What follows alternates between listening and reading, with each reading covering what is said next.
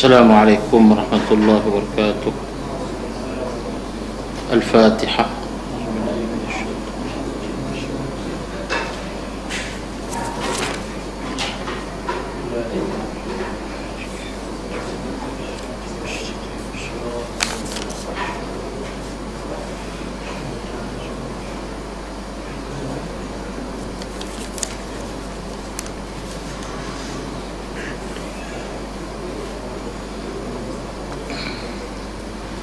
Assalamualaikum warahmatullahi wabarakatuh. As-salihin.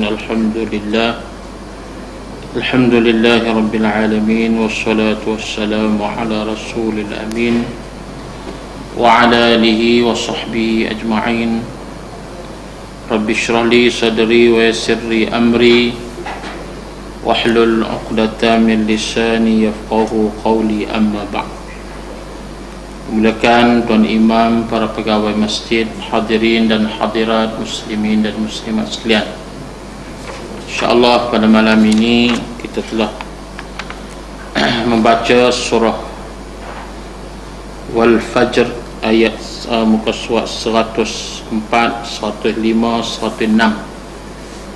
Fadil Ustaz Ibrahim yang telah menggantikan pada minggu yang lalu dimaklumkan dia telah membaca daripada tafsir Munir ayat 1 sehingga ayat 6, insyaAllah ayat 1 sehingga ayat 5. Marilah sama-sama kita membaca balik surah Wal Fajr. Mudah-mudahan kita diberkati oleh Allah Subhanahu wa ta'ala, insyaAllah.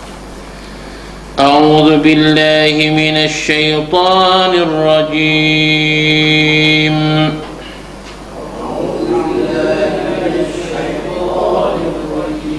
Bismillahirrahmanirrahim.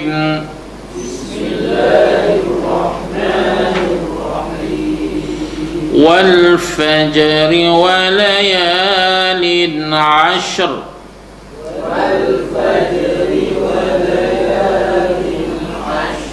Wasyaf'i wal watr.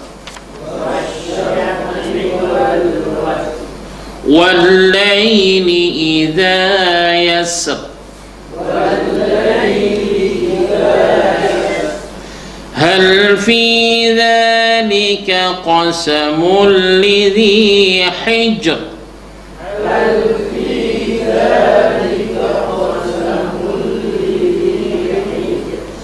ألم تر كيف فعل ربك بعاد.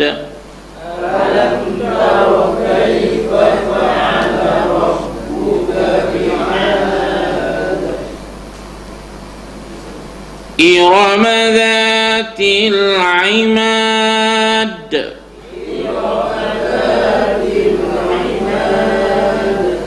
التي لم يخلق مثلها في البلاد.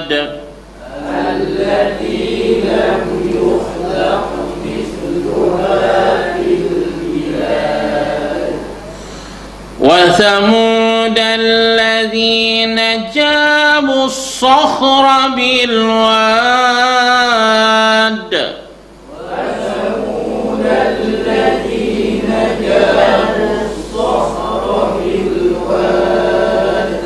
وفرعون ذي الأوتاد.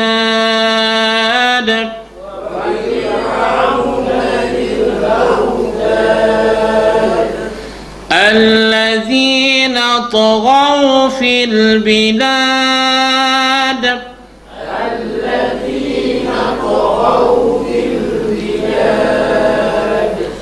فأكثروا فيها الفساد.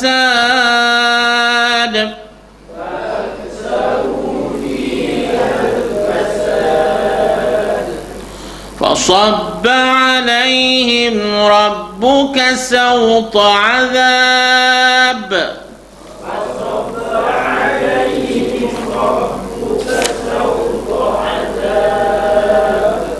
إن ربك لبالمرصاد.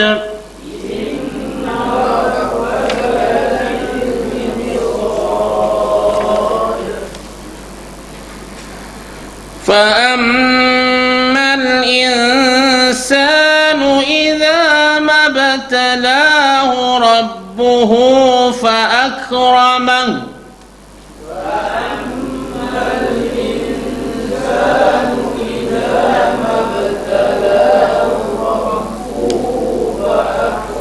فأكرمه ونعمه فيقول ربي أكرمن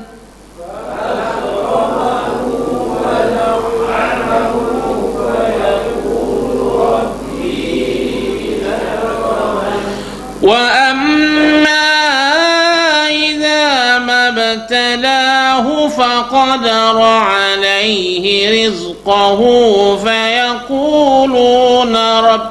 فيقول ربي أهانن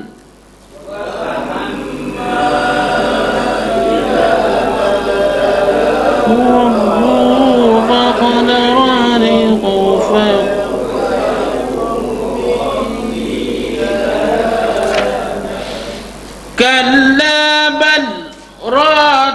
كلا بل لا تكرمون اليتيم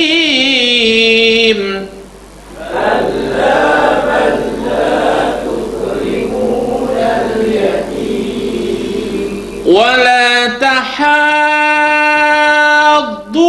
على طعام المسكين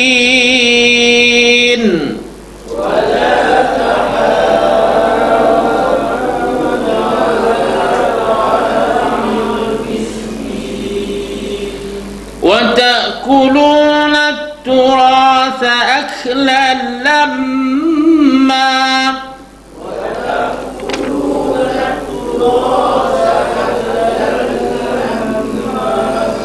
وتحبون المال حبا جما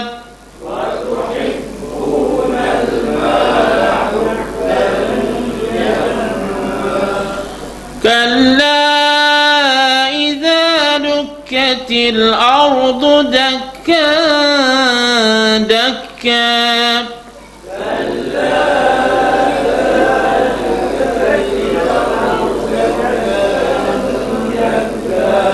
وجاء ربك والملك صفا صفا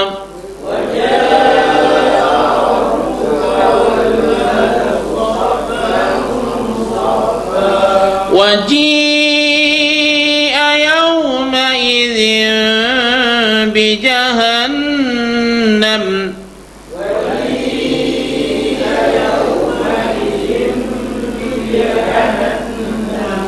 يومئذ يتذكر الإنسان وأنى له الذكرى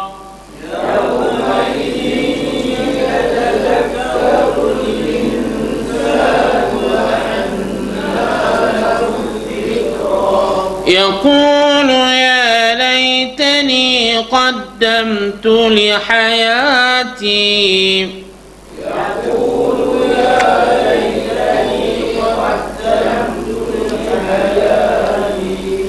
فيومئذ لا يعذب عذابه أحد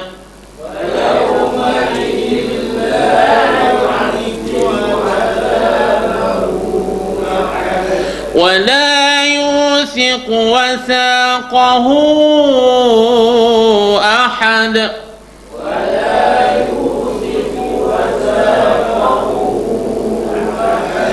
يا أيتها النفس المطمئنة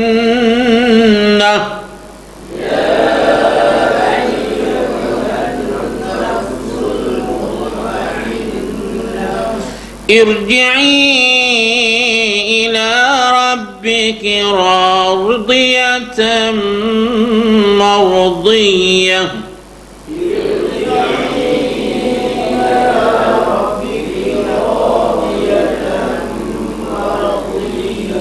فادخلي في عبادي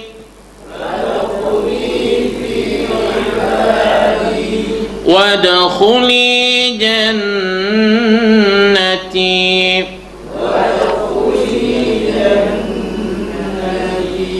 صدق الله العظيم.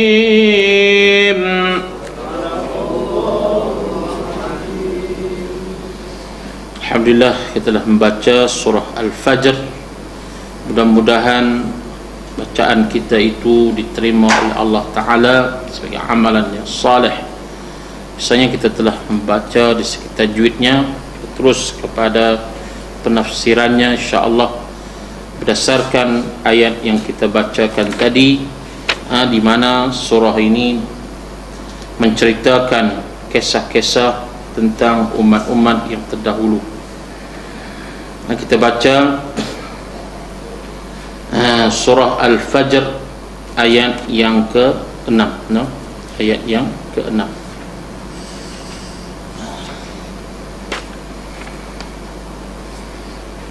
Tinggal lama lupa sama kita kira baca balik kot yang ni pendahuluan kita bacalah sebentar dulu, kita ulang kaji balik pendahuluan mengenai surah Al-Fajr.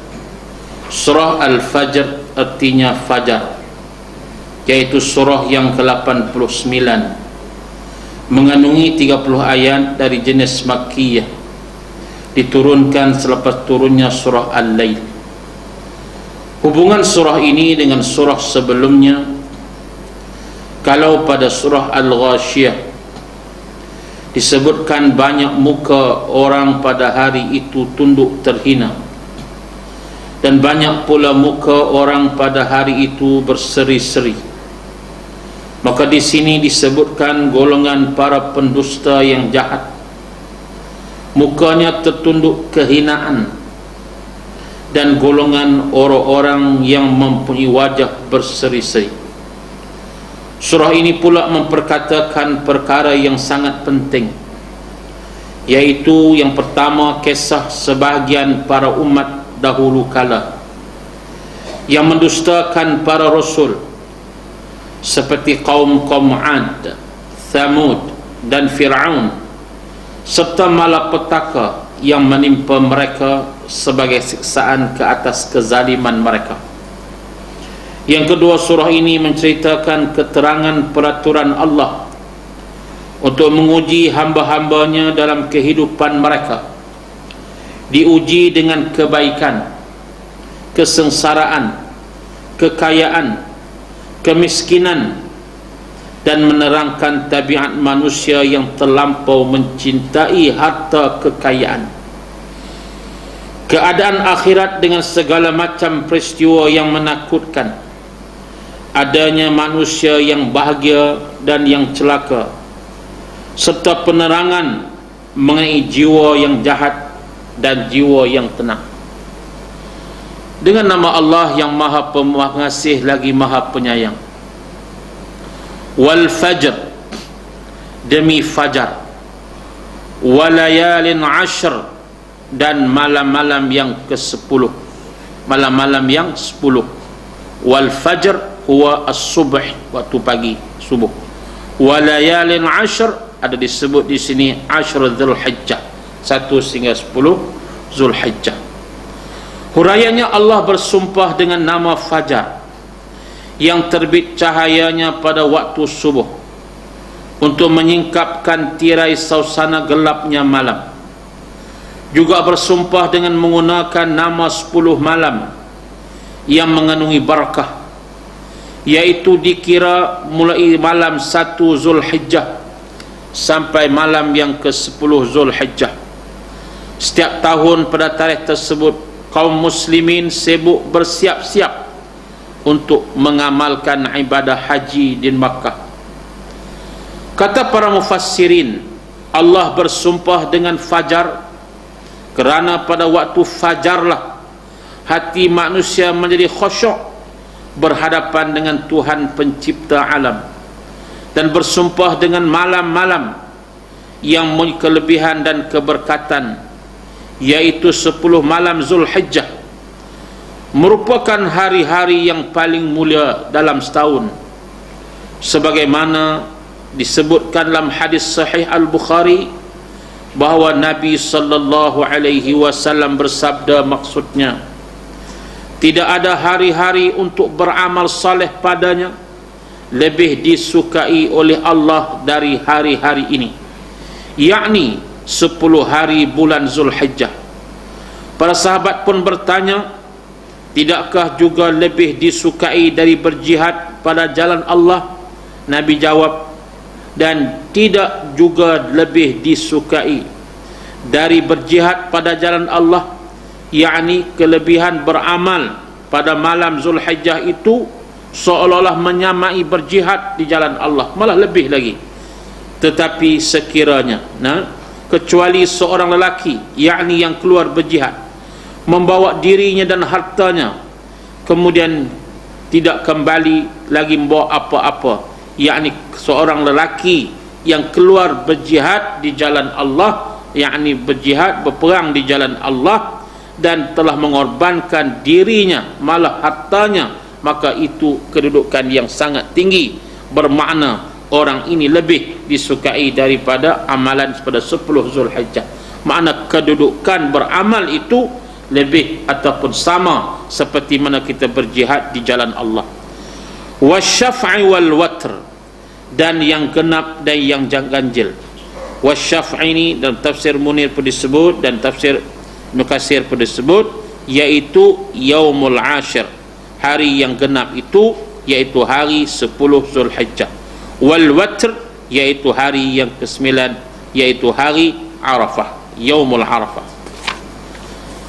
Kemudian wal-lailil aam, dan yakni Allah bersumpah pula dengan bilangan genap dan bilangan ganjil, yang seolah-olah dia bersumpah dengan segala sesuatu, kerana segala sesuatu di alam ini terdiri sama ada dari benda yang genap, yakni berpasang-pasangan, maupun dia tunggal, yakni ganjil, atau bersumpah dengan nama makhluk dan nama Khalik, yaitu Tuhan yang menjadikan makhluk. Sesungguhnya Allah Ta'ala itu tunggal, yaitu watr itu mana Khalik, wasyaf'i itu makhluk, yakni sedangkan makhluk pula genap atau berpasang-pasangan, terdiri daripada lelaki dan perempuan. Mana ada dua penafsiran. Ada kata asy-syaf'i itu ialah al-makhluk, wal witri itu ialah apa? Al-khaliq, yakni Tuhan, Tuhan yang tunggal. Wasy-syaf'i berpasang. Siapa berpasang tu? Makhluk.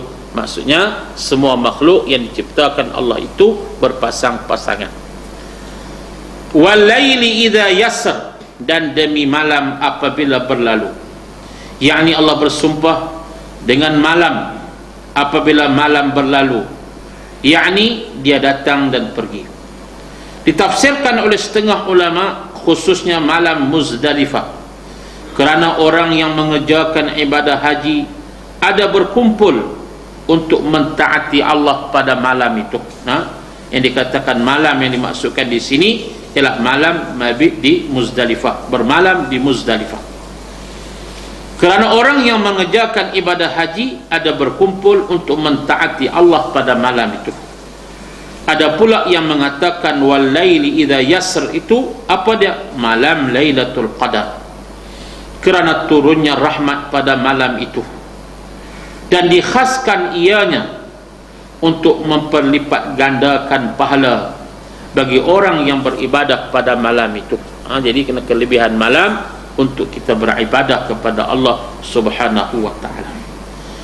Hal fi dzalika qasamul lidhi hijr, pada yang demikian itu sumpah-sumpah itu, wal fajri wal layalil ashri wasyaf'i wal witri wal lail, itu segala sumpah-sumpah itu, yang demikian sumpah itu yang dapat diterima oleh orang-orang yang berakal, yakni orang yang berakal. Al-hijri di sini orang dzu aqlin, orang yang mempunyai akal, yang boleh berfikir. Di dzi hijr mana orang yang ada akal, dzu aqlin, orang yang mempunyai akal yang boleh berfikir. Orang yang berakal tahulah bahawa tindakan Allah bersumpah dengan 5 macam suasana yang disebutkan itu menunjukkan betapa ajaibnya ia dijadikan olehnya dan membuktikan keesaan serta kekuasaannya. Sumpah ini dibuat untuk menguatkan bahawa Allah benar-benar akan menyiksa dan menghukum orang-orang kafir.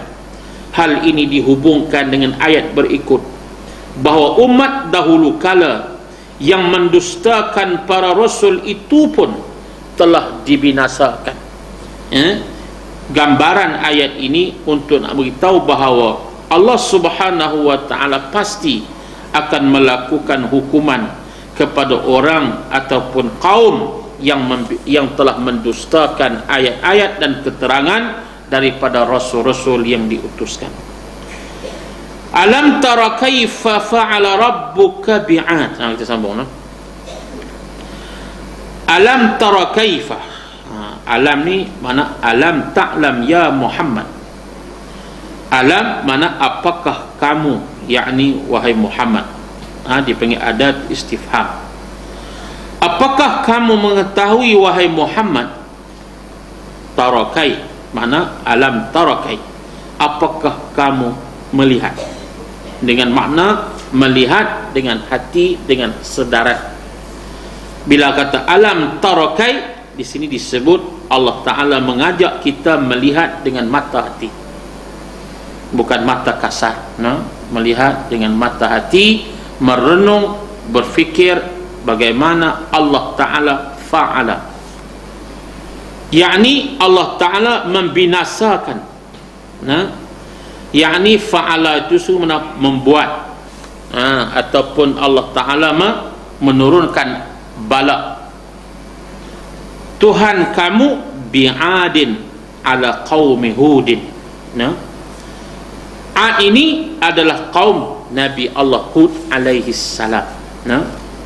Katanya sampai hari ini boleh kita tengok kesan Allah Ta'ala membinasakan kaum Ad ini. Tempat dia di antara Oman dan Yaman, sempadan di satu tempat namanya Ahqaf, antara Oman dan Hadramaut, di sebelah Yaman. Kaum Ad ini kita baca sikit kaum Ad ni, kisah kaum Ad ni kita nak tahu. Kita jumpa kaum Ad, kita baca, kita tengok kisah kaum Ad. Nak tunggu jejak Rasul bulan puasa nak lambat, kita baca dulu. Ni cerita yang kita tengok dalam buku-buku, kita faham insya-Allah. Kisah ni banyak ni. Kaum Ad ini, mereka inilah generasi keempat selepas Nabi Allah Nuh alaihi salam. Generasi yang keempat selepas berlakunya peristiwa banjir besar yang berlaku kepada kaum Nabi Nuh alaihi salam. Makna generasi yang keempat. Hud, nama dia bermula daripada Hud bin Abdullah. Nama Nabi Hud bin Abdullah bin Ribah bin Jahud bin Ad bin Audin bin Iram bin Sam bin Nuh. Kaum Ad ni daripada keturunan suku yang tuan dia nama Ad bin Aus bin Iran bin Iram ni. Iram Azza tu, Iram tu nama tuan dia bin Sam bin Nuh. Maknanya keturunan yang keempat selepas Nabi Allah Nuh AS. Cicit cucu lah katanya Nabi Allah Nuh AS. Apa maksud Allah Ta'ala nak menceritakan betapa hebatnya, degilnya manusia? Setelah Allah turunkan malapetaka membinasakan kaum Nabi Nuh dengan segala macam ancaman yang bersifat banjir besar, seluruhnya tenggelam. Yang selamat Nabi Nuh dan bakteranya yang bersama dengannya. Maksudnya kaum Ad ini kembali kufur kepada Allah. menyembah patung dan berhala. Walaupun telah berlaku peristiwa yang sangat hebat di zaman Nabi Nuh moyang lepa dulu ni, tetapi manusia sifatnya tak mengambil pengajaran. Maka akhirnya Allah Ta'ala turunkan balak kepada mereka. Apa balak yang diturunkan disebut dalam Quran dengan panjang lebar, dalam surah Al-Ahqaf, ada dalam surah-surah yang lain pun banyak. Mereka ini tinggal di Jaziratul Arab, di tempat yang bernama Al-Ahqaf, iaitu di antara Yaman dan Oman, di utara Hadramaut.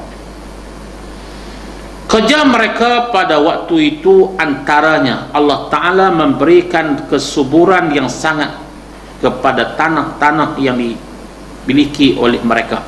Maknanya mereka itu Allah kurniakan kawasan tanah yang subur, kawasan pertanian.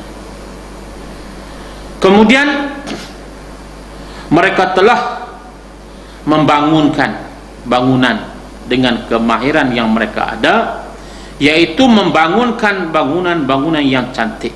Disebut Allah Ta'ala dalam surah, dalam tafsir Ibn Katsir, dia kata bangunkan bangunan yang tinggi lebih daripada 400 hasta, habis daripada 400 hasta tinggi bangunan tu.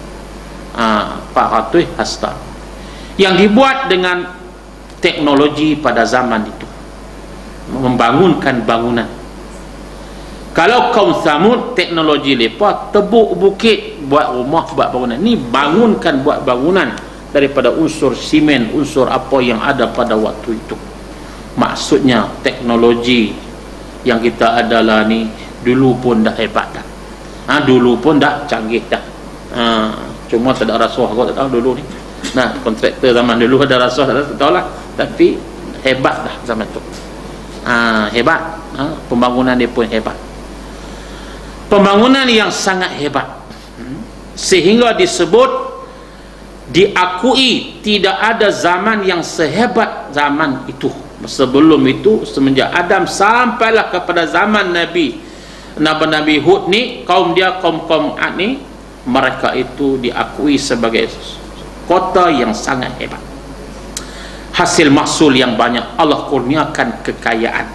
Hasil mahsul yang banyak, pembangunan yang hebat, tetapi mereka itu akidahnya rosak, menyembah patung-patung dan berhala yang mereka ciptakan. Allah bangkitkan seorang manusia yang bernama Hud di kalangan mereka itu untuk mengajak kaumnya untuk beriman kepada Allah. Dan kaum itu, yakni Ad itu, Nabi Allah Hud itu bukan orang lain, akhahu, saudara mara mereka, anak beranak mereka juga, yang Allah pilih untuk menjadi rasul, dan telah mengajak mereka untuk kembali kepada Allah.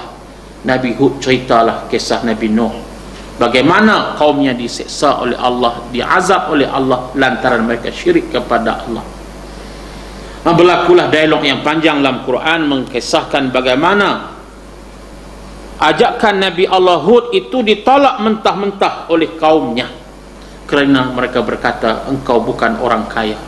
Kenapa Allah tak pilih di kalangan orang yang paling kaya di kalangan kita untuk dilantik sebagai rasul? Apa ada pada kamu? Kamu tidak ada harta, kamu tidak ada kekayaan. Apa lebihnya kamu?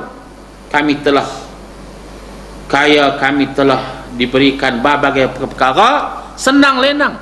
Apa perlunya kami taat, terima ajaran tauhid yang dibawa oleh kami? Nabi Hud kata, kita kena bersyukur Allah yang memberikan rezeki kepada kita, Allah yang memberikan nikmat yang banyak kepada kita. Mana apa yang dibawa oleh Nabi Hud itu adalah ajaran tauhid, ajaran mengajak kembali kepada Allah. Mana risalah tauhid itu sama ya, untuk mengajak manusia kembali kepada Allah. Konsep yang sama, mengajar manusia supaya kembali kepada u'budullah, bukan mengajak kepada benda. Benda ni nampak, tauhid, akidah, benda tak nampak. mana sukarnya, mana nak mengajar dan meyakinkan manusia tentang tauhid ini terlalu sukar. Sebab itu mereka tak terima. Akhirnya mereka memperolokkan ajaran yang dibawa oleh Nabi Hud alaihi salam, dan akhirnya mereka tak menerima segala-galanya. Maka Nabi Hud kata, tunggulah azab kalau kamu tak menerima ajaran Allah, ajaran yang aku bawa ini. Di antara yang disebut dalam ni, dia kata Allah turunkan azab dalam dua bentuk. Yang pertama, Allah Ta'ala keringkan, kemaraukan kawasan pertanian mereka dengan kering kontak. Dalam tempoh yang lama Allah Ta'ala keringkan bumi yang subur itu. Untuk mereka beriman, mereka tidak beriman. Akhirnya Allah turunkan azab yang kedua, iaitulah Allah turunkan awan hitam yang sangat pekat, yang akhirnya mereka menganggap awan hitam itu nak mendatangkan hujan, tetapi Allah Ta'ala turunkan angin puting beliung yang sangat kuat, yang disebut di sini selama 7 malam 8 hari. 7 malam 8 hari, sab'a layal, 7 malam 8 hari. Puting beliung yang sangat kuat, angin yang sangat kuat, yang akhirnya membinasakan seluruh kaum Ad itu, kecualilah beberapa orang yang bersama dengan Nabi Hud alaihi salam. Dan disebut di sini bagaimana Nabi Allah Hud kemudiannya berhijrah daripada negeri yang dilaknat oleh Allah itu, dan telah berada di Hadral Maut. Disebut di sini bagaimana tempatnya itu sampai hari ini boleh diziarahi, iaitu makam Hud yang berada di Hadral Maut ataupun di sempadan antara Oman dengan Yaman tu. Apa yang kita nak disebutkan di sini apa? Ialah yang pertama, risalah tauhid yang dibawa oleh Nabi Allah Hud itu adalah risalah untuk mengajak kepada u'budullah wajtanibut taghut. Walaqad ba'atsna fi kulli ummatin rasulan an i'budullah wajtanibut taghut. Begitu juga kaum Nabi Saleh, begitu juga kaum nabi-nabi yang lain, ajarannya sama, iaitu mengajak tauhid. Maka Allah Ta'ala kata, apakah kamu tak melihat? Fa'ala rabbuka bi'an, akan binasanya kaum Ad yang telah dihukum oleh Allah Subhanahu wa Ta'ala. Maknanya Allah Ta'ala nak mengajar kepada orang-orang Quraisy di zaman ketika mana di Makkah, kalau kamu yang hanya hebat di segi kamu kata kamu hebat, kaum Ad lebih hebat daripada kamu, boleh membangunkan bangunan yang tinggi, dengan kehebatan itu pun tak mampu nak melawan segala bala ancaman daripada Allah. Apakah kamu mampu untuk berhadapan dengan ancaman bala daripada Allah akibat kemurkaan kamu itu? Maksudnya nak bagi orang kafir Quraisy sedar bahawa kalau kaum yang hebat, kaum Ad pun Allah hukum mereka. Disebut bila mana angin yang sangat kuat itu habis berterbangan, binatang, orang, segalanya makhluk itu musnah, jadi parang jarak, parang terkukur, yang mana sangat hebat. Allah Ta'ala menghukum mereka. Maknanya minta kita lihat dan kaji, kenapa begitu sekali Allah menghukum mereka. Kerana apa? Yang pertama, mereka menolak akidah tauhid yang dibawa oleh Nabi Allah Hud alaihi salam. Alam tara kaifa fa'ala rabbuka bi'ad. Tidakkah engkau perhatikan bagaimana Tuhanmu telah memperlakukan kepada kaum Ad? Iram dzatil imad, yaitu penduduk Iram yang mempunyai bangunan-bangunan yang tinggi. Bangsa Iram, ataupun nama dia Iram bin Sam. Iram bin Sam, Sam ni anak Nabi Nuh. Sam bin Nuh alaihissalam. Kanu asyadun nas, mereka itu orang yang sangat gagah. Di segi tubuh badan mereka sangat gagah, sangat kuat. Allah Ta'ala menjadikan mereka kaum yang sangat hebat. Maknanya berbanding dengan orang yang lain, mereka lah orang-orang yang sangat gagah, yang mencipta binaan, yang membangunkan bandar tempat mereka dengan pembangunan yang sangat hebat. Allati lam yukhlaq mithluha fil bilad, yang mana yang belum pernah dibina yakni suatu kota seperti itu di negeri-negeri yang lain. Mana tidak ada lagi ataupun tidak ada kota yang seumpama itu yang hebat seperti mana yang dilakukan pembangunannya oleh kaum Iram ataupun kaum Nabi Allah Hud alaihi salam. Wa thamud alladzina jabu as-sakhra bil wad. Ini kaum yang kedua, iaitulah umat ataupun umat Nabi Allah Saleh alaihi salam. Kaum Thamud yang mana mereka itu yang memotong batu-batu pejal di lembah-lembah. Mereka itu telah menjadikan batu-batu pejal sebagai rumah-rumah mereka. Tempat dia di Syamal Madinah Al-Munawwarah, iaitu di selatan Madinah. Siapa pergi Madinah boleh melawat tempat itu, yang boleh dianggap sebagai tempat bersejarah yang Allah Ta'ala kekalkan untuk kita lihat, yang disebut juga Madain Saleh. Tempat tu boleh pergi tengok, fikir lah, fikir yang pergi lah, tak pergi pada habang nak pergi tak pergi pada macam-macam fikir ni, macam-macam juga. Template tu warna kemas kita pun ingat nak pergi rupanya. Sebab tu pun hari ni pun satu haru juga banyak iklan ni, kita ni tertipu. Pergi Mekah pun kena tipu je berat. Kau pergi England tak apa, ni pergi Mekah pun kena macam-macam. Sebab tu hadis Nabi sebut pergi Mekah kadang-kadang banyak apa, gharat. Ada litijarah, ada pergi kerana meniaga, lisyuhrah kerana glamour, macam-macam. Jadi kita bimbang lah, kita harap sungguh-sungguh. Tapi nak abang kata ada tempat-tempat yang elok juga. Baru ni ada sahabat kita pergi Taif, pergi ziarah tempat yang sangat hebat, kesan daripada apa yang disebut tempat bagaimana Nabi berjumpa dengan jin. Ada tempat kawasan tu, kemudian tempat pokok kurma ataupun pokok yang Nabi, kawasan lah, pokok tidak ada, kawasan yang Nabi berhenti, yang datangnya malaikat untuk bertanya kepada Rasul, ya Rasul, untuk di hempak gunung untuk membinasakan kaum Taif dan sebagainya. Mana perkara tersebut boleh memberikan pengajaran kepada kita. Kuna wa thamud alladzina jabu as-sakhra bil wad. Kaum Samud ini akan hebat dalam pembangunan teknologi batu batan. Wa fir'aun dzil autad, dan juga kaum Fir'aun yang pasak yang sangat hebat. Pasak tu apa dia? Bala tentera dzil junudil katsira, yang mempunyai bala tentera yang sangat hebat. Beribu manusia yang dikerahkan menjadi ataupun tentera-tentera Fir'aun.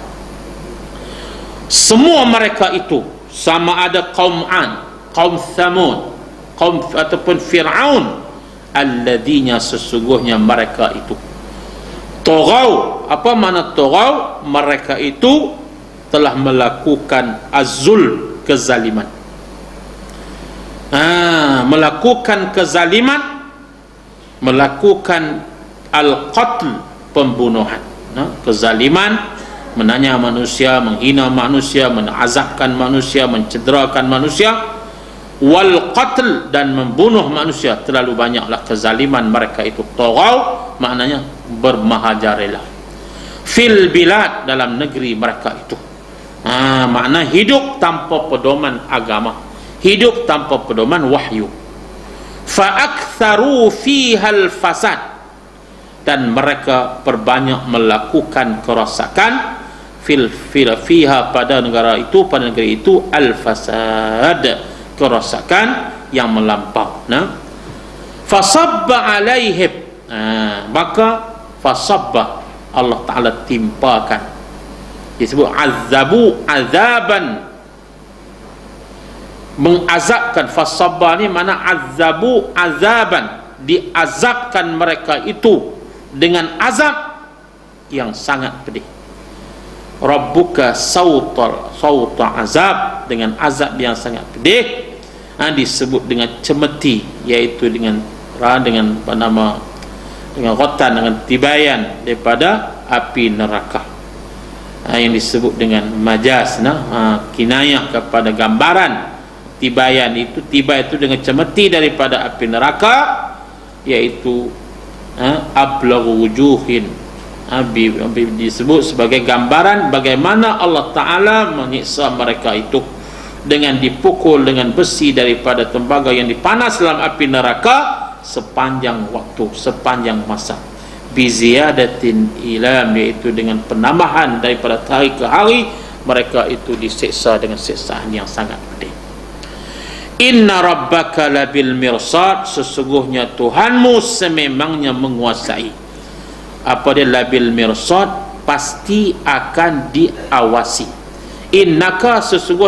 Sesungguhnya rabbaka Tuhan kamu, labil, la ni mana huruf yang menggambarkan pasti, labi pasti, al mirsad mengawasi.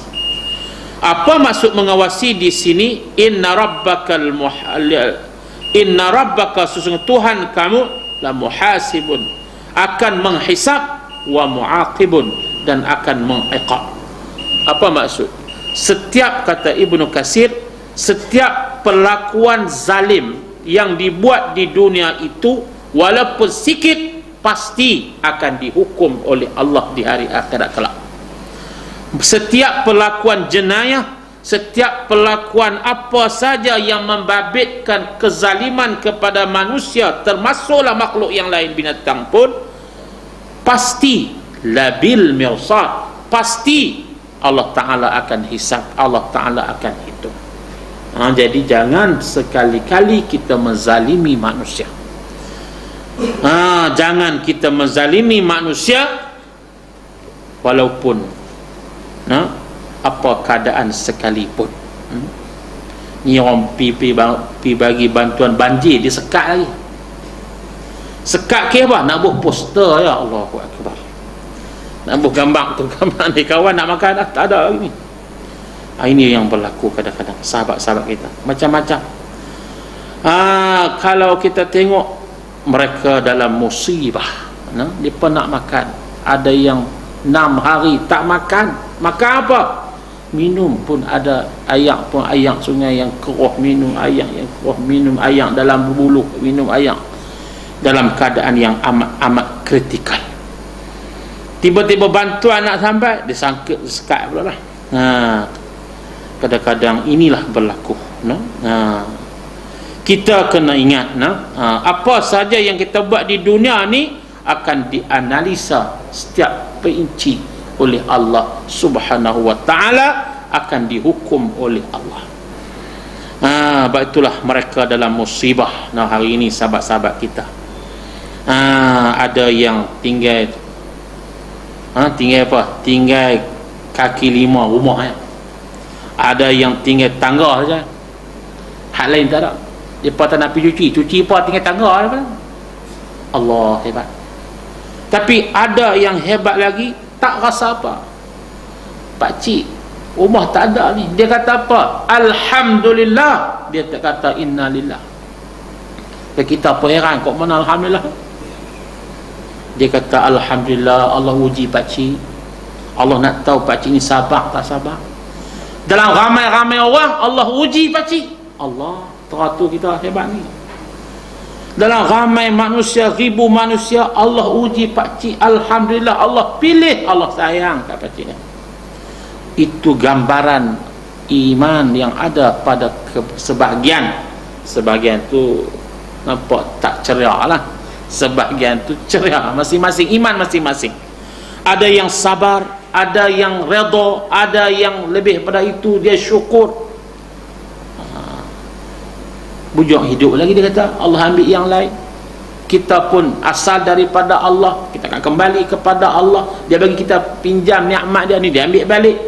Ini falsafah-falsafah yang ada di kalangan kawan-kawan yang cerita, mana dijumpa watak yang pelbagai.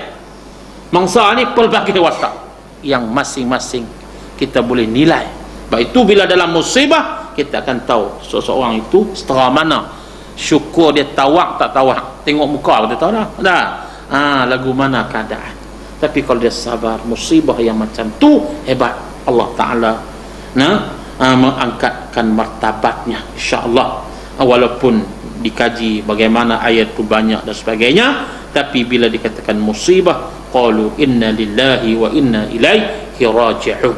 Kita sama-sama bantu sekadar mana yang boleh untuk kita sama-sama memberikan semangat kepada mereka. Jadi maksudnya kezaliman yang dilakukan oleh manusia itu, kata Allah, labil mirsad, sesungguhnya Tuhanmu sememangnya mengawasi, muhasibun wa muaqibun, Tuhan akan hukum kita.